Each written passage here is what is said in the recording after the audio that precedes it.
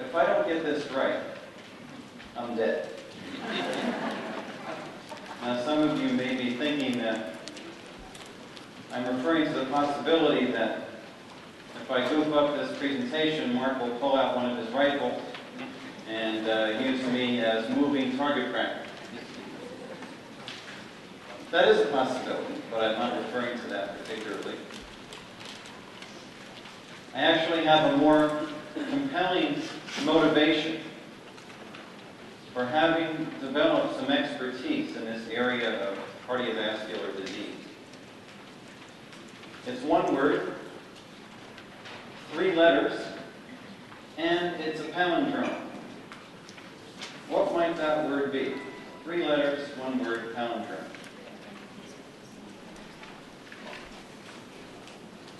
Dad. 20 years ago, I held my father's hand at his sister's funeral.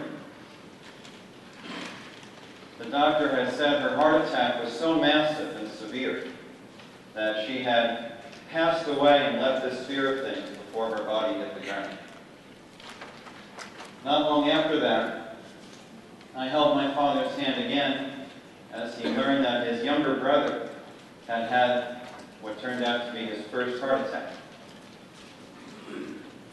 15 years ago, I held my father's hand again as he suffered his own first heart attack.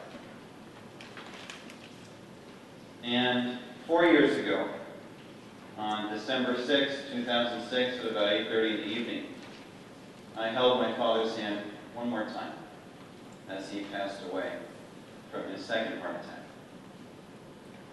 This is a picture from happier times in my brother's wedding. My son, who's 6 years old now, was 6 weeks old at the time.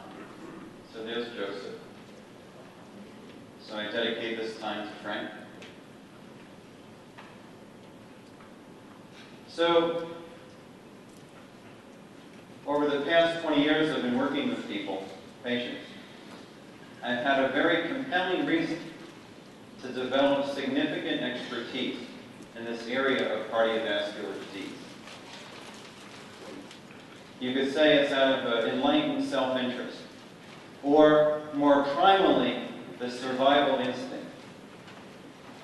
So I needed to develop a high degree of proficiency in helping prevent and reverse heart disease. And so now, and that's what I mean by if I screw this up, I'm dead. Now, we all die. I'm not aiming for immortality. And of course, what matters most is how we live. The quality of our living, the quality of our loving, the quality of our service in the world. But I'm talking about premature death, unnecessary suffering. That I know how to prevent or eliminate. And so now, 20 years later,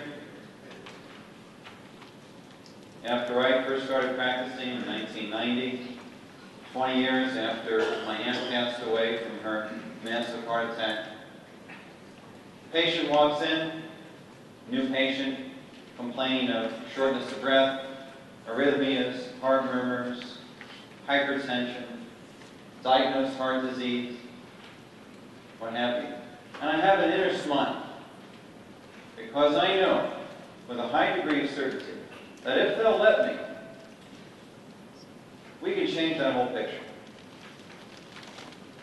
I have a high degree of clinical certainty when that cardiovascular case walks in the door, because I've had to develop that out of the primal survival instinct for myself, my siblings, down the track, my son perhaps. And I wanted to share some of the reason for that inner smile with you today in the time I have allotted.